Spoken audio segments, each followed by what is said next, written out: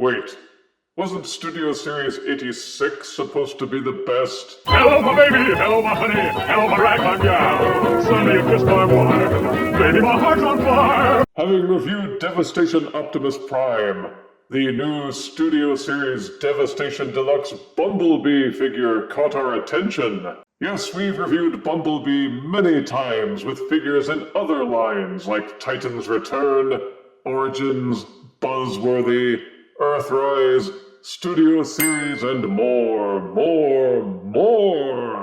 Well, here's yet more. Bumblebee, the Autobot's oft-times plucky and regularly annoying scout. See his packaging with plastic window and halfway decent artwork, and idyllic cityscape on the side panel. Photos of both modes on the back with his dinky bio reading Bumblebee is ready to take down the Decepticons.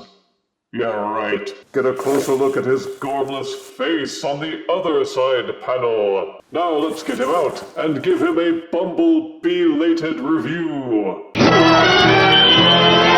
Out-of-box Studio Series Devastation Deluxe Bumblebee comes with his instruction booklet, 2 matching black plastic gray painted pistols, and a black plastic gray painted periscope. Bumblebee was first introduced as a yellow VW Beetle-esque car, and that's what he is here. Only the Netflix version dared to go all the way with the VW look. Most of the times he's a more generic Sportster coupe. Inspired by the Generation 1 cartoon, Devastation Bumblebee's alt mode appears also inspired by the 2008 Classics Bumblebee mold, with a slightly elongated hood. But this modern Deluxe both looks and feels smaller. Also a bit more toyish with the rear spoiler merged into the back window. The yellow color is nicely uniform. No parts seem to be using a different plastic or colors. For painting details, there are pearly blue headlights, silvery gray grille work, the Autobot badge tamped in red on top. But the thing which draws the eye most of all are the cartoon/game cel-shaded windows. I know some people like the tribute to their animated beginnings, but these white stripes, meant to convey the illusion of a high gloss, just seem fakey to me. Look how real light works against it, Everything holds together well in alt mode. The 4 tires are pinned on, and Bumblebee will roll well on flat surfaces, even though he has really thin tires with fakey gray painted hubcaps. From most angles there is no robot kibble to be seen, and even underneath, everything seems to fold up nicely with very little hollowness. Which isn't to say it's all good. The back of the car has the robot forearms sticking out a bit, and the rear wheel panels don't seem to fold in place well enough. There's some visible gappage. For play features, you can tab both pistols into these grooves on either side door. And there's a lone 5mm port on top for plugging in the periscope or whatever this thing is. Both pistols can be fitted with fire blasts. And there's a small hole at the end of the periscope which fits nothing. I haven't been able to find any blast effects material that fits into this hole. Not even the evolution weapons from the Legacy line. You would think these nubs on the backs of the pistol would have been made to fit in and extend the periscope, but no. Nice planning there, Hasbro. But hey, at least you can plug fire blasts into the backs of the guns. To transform to robot mode, first de-accessorize. These wheel panels at the back of the car don't look like they're tabbed in very securely, and there's a reason for that. Flip up the rear hood. Underneath the car, the rear wheel wells. Untab. And fold up. There's a swiveling hinge under the rear section of the car. Detach and angle the whole thing up. Getting this section angled out of the way will free up the arm panels. Take the 4 arm sections and split them apart. The front window section untabs from the lower portions of the car. Then using hinges on the inside near the robot pelvis, angle the entire rear section of the car backwards. Then it's easier just to polish off the robot legs. Flip around to the back. The robot thighs fold inside the robot shins. much the same way that they do with other Autobot figures. Fold and extend them out and up. Split the legs apart, going to the front. These portions of the car hood untab and fold upward. Then the front hood section hinges and rotates backward. Finish slotting these yellow panels into these two tabs on the robot's shin. Going back behind the car, take the front wheels. They will fold and tab underneath the foot. Take the car door panel, fold it back to become the heel. Oh yeah, and repeat for both sides. Make sure these hinges are folded all the way up to lengthen the knee joint. With the robot legs completed, you may finish the upper body. Make sure the robot pelvis has this arrow pointing down. It's a tight fit, but you unsnap and fold down the roof of the car. Now you need to rotate the arms out of the way. There are these hinges. Spread out the robot arms.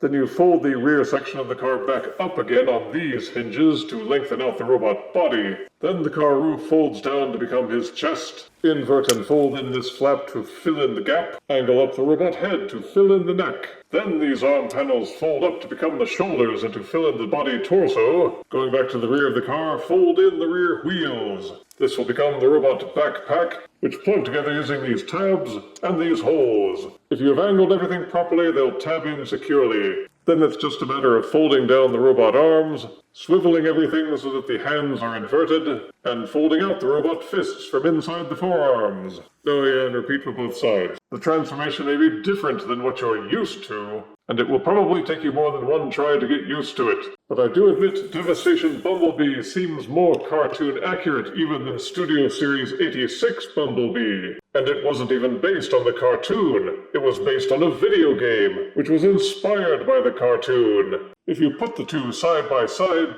well, you tell me which one looks better proportioned, especially around the legs and the feet. Devastation Bumblebee makes Studio Series 86 Bumblebee look like amateur hour. The arms look better, the head looks better, the legs look better. Pretty much the only thing about Devastation Bumblebee that seems off is a kind of clamshell look to the upper body and the backpack, but it's no worse than what I've seen on other versions of Bumblebee, including Studio Series 86. The colors look clean and the yellow color is consistent all across.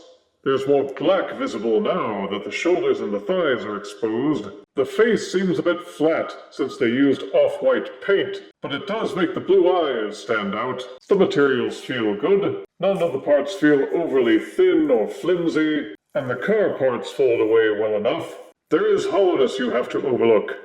These sections in the neck and the backpack are very prominent and distracting. There's also emptiness in the forearms, and the backs of the shins, and at the back of the feet. Being more solid is practically the only aspect in which Studio Series 86 Bumblebee manages to eke out against Devastation Bumblebee. For play features, you can plug the guns into his hand ports akimbo style, and the periscope now plugs onto his back.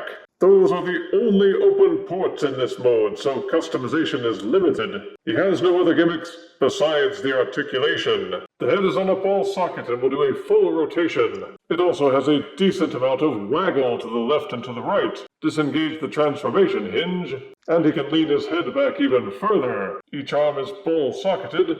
For a full rotation, they will splay out. There's an upper arm swivel. The elbows will bend forward and backward, while the hands fold in and out. Despite the large backpack, there's full waist rotation. The legs will kick forward, kick backward, splay out to the side, upper thigh rotation, bendable knees, tilting ankles. The transformation also allows the foot to tilt forward and backward, so the articulation is good, at least as good as Devastation Optimus. You can pose him up, and he looks better doing it than Studio Series 86 Bumblebee, whose limbs are too stubby to pull off a convincing stance. The ankle tilt in particular looks awful on 86 Bumblebee by comparison. Ugh. Standing 4.5 inches and weighing 2 ounces. Here is Studio Series Deluxe Devastation Bumblebee next to Studio Series 86 Bumblebee. Classics Bumblebee. Legacy Creatures Collide Gold Bug. And this novelty porcelain donut salt shaker.